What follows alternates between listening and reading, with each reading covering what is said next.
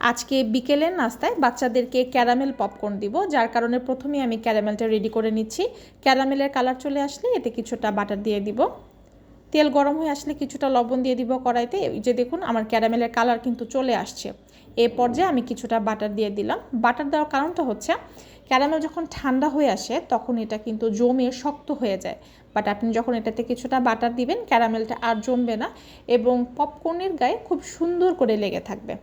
এই পর্যায়ে যখন তেলটা গরম হয়ে আসবে তখন কিছুটা পপকর্ন আপনি দিয়ে দিবেন এবং অবশ্যই আপনাকে ঢাকনা ব্যবহার করতে হবে, আদারওয়াইজ আপনার আহত হওয়ার সম্ভাবনা আছে, কারণ এগুলো কিন্তু ফুটে আসে। ঠিক আছে, এবং আমার পপকর্ন ডান।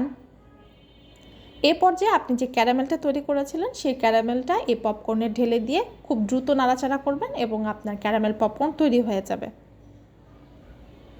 এটা হচ্ছে ক্যারামেল পপকর্ন। দেখতেই পাচ্ছেন পপকর্নের গায়ে ক্যারামেল কিন্তু খুব সুন্দর করে লেগে আছে।